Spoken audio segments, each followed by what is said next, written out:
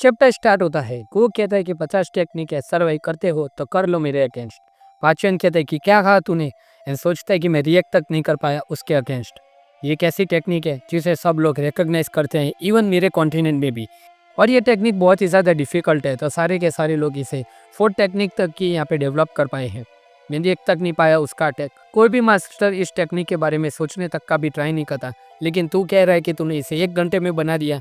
बहुत सारे कंट्री के एक्सपर्ट है जो इस टेक्निक को यहाँ पे डेवलप नहीं कर पाए, वो तूने कर दिया एक स्मॉल कंट्री के लड़के। इस मूवमेंट पे हमारा गो किम पूरे तरीके से पाचन जो को मारने के लिए तैयार था। पाचन अपनी स्ट्रेंथ को इकट्ठा करता है, फिर अपनी स्पीड को बढ़ाता है और गो के ऊपर हमला करता है, जो गो जंप करके डॉज करता है। इस हालत में भी उसके अटैक ने पूरी की पूरी जमीन फाड़ दी थी। वो बोलता है कि मैं समझता हूँ कि तुम यंग हो, लेकिन तुम यहाँ पे बहुत ही ज़्यादा एरोगेंट भी हो। तुम्हारे जैसे लोग जो बड़ी बड़ी बातें करते हैं, मैं तुम्हें दिखाता हूँ कि there is sky above sky. पाचन जो एक के बाद एक बहुत सारे अटैक गो किम के ऊपर करता है, जो गो इजीली डॉज करता है। उसके अटैक बहुत ही ज़्यादा डेडली लग रहे थे। एक अटैक तो गो किम को यहाँ पे लगते लगते रह गया। वो कहते हैं कि तू ऐसा कह रहा है कि there is always someone better. Black crocodile remnants, a technique with terrifying speed. वो भी इस टेक्निक को रिकॉग्नाइज करते हैं कि ये यहाँ पे स्ट्रेंथ और स्पीड दोनों का बहुत ही बढ़िया कॉम्बिनेशन है। गो भी बोल भी रहा था, गो अभी यहाँ पे सोच ही रहा था, एंड उसको लगता है कि पाचन जो उसके सामने है, लेकिन पाचन जो उसके पीछे आ गया था। पाचन कहता है कि जो तुम देख रहे हो वो मेरा पास्ट सेल्फ है, एंड पाचन उसे इस टेक्निक से परेशान करना चाहता था। तभी गो कहता है कि अब बारी है 6 वॉट टेक्निक की। उन्हें दोस्तों पता नहीं एक साथ उसके ऊपर कितने अटैक कर दिए, उसका पूरा का पूरा हवा में ही बेब्लेड बना दिया। और इस टेक्निक का नाम स्पाइरल पोटैटो हमारे गो ने रखा था, पता नहीं उसको ये नाम कैसे सूझा। एंड अब पाचन जो का जो दूसरा कान था वो भी काट दिया था हमारे गो किम ने, जो अब यहाँ पे बिल्कुल भी कोई भी चीज़ नहीं सुन पाएगा। अब बारी है 7 शॉट टेक्निक की। एक बहुत ही बड़ा स्लैश गो किम ने उसकी छाती के ऊपर मार दिया। इसका नाम हमारे गो ने रखा है बॉटम टू टॉप। पता नहीं गो यहाँ पे ऐसे नाम कैसे सोच लेता है, पता नहीं हमारा गो किम ऐसे फनी नेम कहाँ से रख देता है। डेनियल, जैक, जैगिन, सारे के सारे लोग बस देख रहे थे कि इस जानवर को यहाँ पे किसने खुला छोड़ दिया और इसको ट्रेनिंग करनी चाहिए, ये आइडिया किसका था। अब बारी है गो किम के 8 स्वॉट टेक्निक की। अब बारी है गो किम के 8 स्वॉट टेक्निक की, जिसमें गो लिटरली उसका एक भी बॉडी पार्ट काटने के लिए बाकी नहीं रखता। उसका पूरा का पूरा अपर बॉडी गो किम ने काट दिया था। इसका नाम गो यहाँ पे रखता है 6 टाइम 8। पता नहीं गो किम ने कौन सा नशा करके यहाँ पे इन सारी टेक्निक का नाम दिया था, लेकिन जो भी कहो ये सारी के सारी टेक्निक किसी भी टॉप टियर कैरेक्टर को यहाँ पे मार सकती है। पाचन जो लिटरली अब मरने की कगार पे है, वो नीचे गिर गया था। वो याद करता है कि मैं पाचन जो 1 of 7 star continent has been defeated. वो फाइनली अपनी डिफीट को एक्सेप्ट कर चुका था कि वो हार चुका है। वो सैमुअल से कहते हैं कि सैमुअल तुम्हारी कार कहाँ पे पार्क है, मुझे यहाँ पे सियोल जाना है जल्द से जल्द। सैमुअल उसका शुक्रिया अदा करता है। उसे पता था कि अगर गो किम यहाँ पे बीच में नहीं आया होता तो उन सारे लोगों की अब तक मौत हो गई होती। एंड अब पूछता है कि इस पाचन जो का क्या करना है, जो अब यहाँ पे खड़ा भी नहीं हो सकता। वो कहता है कि हार, सही कहा, इस बुड्ढे का अब क्या किया जाए। अगर इसको रिक्रूट करने का ट्राई किया तो भी ये हमें रिजेक्ट कर देगा, सही कहा ना। वो भी यार कमाल का आदमी है, इतना मार खाने के बाद वो अपोनेंट को यहाँ पे अपनी गैंग में रिक्रूट करने के बारे में सोच रहा है। तो पाचन जो का गेम था दोस्तों खत्म हो चुका है, या वो यहाँ पे खड़ा नहीं होने वाला, वो तो एक कंफर्म है। अब बारी आप लोगों की दोस्तों कि फटाफट से यहाँ पे इस वीडियो को लाइक कर दीजिए, चैनल को जितने भी नए लोग आए सब्सक्राइब कर दीजिए। मिनिमम मुझे यहाँ पे 50 के व्यूज़ एंड 5 के लाइक्स तो चाहिए, उसी के साथ 5 मिलियन हाइप पॉइंट, ताकि हमारा वीडियो यहाँ पे पूरे के पूरे यूट्यूब हाइप सेक्शन में टॉप पे आ जाए और नए लोग भी हमारे चैनल के साथ जुड़ जाए। पाचन जो कहते हैं कि मैं किंग ऑफ डालियन हार गया। वो उसको फाइनली मानने जाता है एंड कहता है कि मैं अपना प्रॉमिस रखूंगा। एंड पाचन कहते हैं कि क्या ये मेरा एंड है, लेकिन तभी पीछे से एक आदमी आता है एंड गो को तलवार से यहाँ पे चीरने जाता है, लेकिन गो की इंस्टिंक्ट यहाँ पे बहुत ही ज़्यादा बढ़िया थी कि वो एंड मूवमेंट पे बच जाता है। गो यहाँ पे अपने चश्मे ऊपर करता है एंड पूछता है कि बता भाई तू कौन है और सडनली क्यों मेरे ऊपर अटैक कर दिया, तुम फॉरेन वर्कर हो क्या। वो बंदा कहता है कि नहीं, मैं कोई फॉरेन वर्कर नहीं हूँ, मैं जमाल हूँ, जनरेशन 1 का 1000 स्क्वाड लीडर। पाचन जो से माफ़ी मांगता है कि सॉरी बॉस, मुझे आने में लेट हो गया, लेकिन अब हम आ गए हैं। गो एंड पूरी गैंग को सारे के सारे लोगों ने घेर लिया है। ये लोग यहाँ पे भले ही कमज़ोर हो, लेकिन सारे के सारे लोग बहुत ही ज़्यादा नंबर में थे। वो जमाल कहता है कि ये सारे लोग क्रिमिनल है जो कैसल में रहते हैं। अगर ब्लैक क्रोकोडाइल ना होता तो इन लोगों के पास कोई भी जगह ना होती रहने के लिए। ये लोग स्ट्रॉन्ग तो नहीं है, लेकिन ये तुम सबको रोक सकते हैं जब तक हमारे बॉस एस्केप ना कर पाए। सुप्रीम लीडर, आप कैसल में वापस चले जाइए, वहाँ पे एक हेलीकॉप्टर आपके लिए ऑलरेडी रेडी है जो आपको यहाँ से दूर ले जाएगा। अभी आप अपनी हीलिंग पे फोकस कीजिए, हम इनको यहाँ पे बाद में देख लेंगे। तब तक मैं इन लोगों को होल्ड करके रखता हूँ जब तक आप एस्केप नहीं कर लेते। एंड मुगाक दोस्तों पता नहीं कैसे वहाँ पे पहुँच गया था और पाचेंजो को अपने ऊपर उठा के भागने लगता है। पता नहीं जैक के हमले के बाद ये आदमी कैसे मूव कर रहा है। पाचेंजो कहता है कि मुगाक ये क्या कर रहे हो तुम। वो बोलता है कि तुम ज़्यादा इंजर्ड हो मुझसे, तुम मेरी फिक्र ना करो, अपने बॉडी के ऊपर फोकस करो, उसको जल्द से जल्द हील करो। तुम ब्लैक ब्लीडिंग को कॉपी कर सकते हो मेरी तरह, अपनी बॉडी को प्लीज़ हम जल्दी से जल्दी हील कर दो। मुगाक कहते हैं कि बिग बॉस ये एम्यूलेट आप अपने साथ लाए हो, अब अपने घर जा सकते हैं। मुगाक कहते हैं कि डजंट मैटर कि आज हम यहाँ पे पहले जा रहे हैं और आप यहाँ पे खड़े नहीं रह सकते। आज हम लिव कर रहे हैं, लेकिन हम जब वापस आएंगे सिर्फ इंचर नहीं पूरा का पूरा कोरी अपने अंदर ले लेंगे।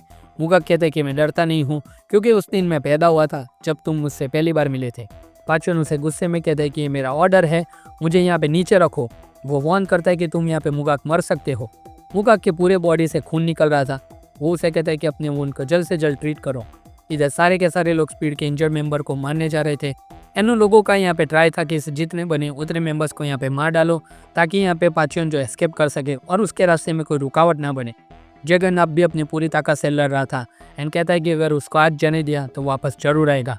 ही can come back after finishing his business. Jack भी पूरी ताकत से यहाँ पे लड़ रहा था और उनको यहाँ पे मार रहा था। दूसरी साइड सैमुअल भी यहाँ पे सबकी चटनी बना रहा था। ऑब्वियसली यहाँ पे नंबर ज़्यादा थे तो वो लोग पाचन को अब नहीं पकड़ सकते। अगर पाचन चला गया तो इंचन का वॉर फिर से स्टार्ट कर देगा। जगन्नाथ सबको ये कहता है एंड बोलता है कि तुम अकेले ऐसे हो, जो इंजर्ड नहीं हो तो मैं सबको तुम्हारे ऊपर छोड़ रहा हूँ। ये और कोई नहीं, हमारा बिग डेनियल था। जगन्नाथ पाचन को पकड़ने की जिम्मेदारी बिग डेनियल को देता है। डेनियल यहाँ पे भागते भागते सोचता है कि मुझे जल्द से जल्द पाचेंजो को पकड़ना पड़ेगा, लेकिन तभी जमाल उसके ऊपर हमला कर देता है एंड कहता है कि तुम बिग बॉस तक तो आज नहीं पहुंचने वाले लड़के। इधर मुगाक उसको सही सलामत कैसल के अंदर तक ले जाता है एंड जैसे ही वो कैसल के अंदर कदम रखता है, मुगाक की पूरी बॉडी के अंदर से खून की नदियाँ बहने लगती है। वो यहाँ पे जमीन के ऊपर आ जाता है। वो कम्प्लीटली नीचे गिर चुका था। पाचन चिल्लाता है कि मुगाक मुगाक प्लीज़ उठ जाओ मेरे बच्चे। मुगाक एंड में कहता है कि बॉस माफ़ करना अगर मैंने आपको कभी परेशान किया है। तभी योजे सियोन भी वहाँ पे कैसल में आ जाता है। पाचन ने उसको अपनी गोद में ले लिया था एंड कहता है कि प्लीज़ मुगाक उठ जाओ मेरे बच्चे। बाकी लोगों की मुझे कोई भी फिक्र नहीं है, लेकिन तुम मेरे बच्चे आज नहीं मर सकते।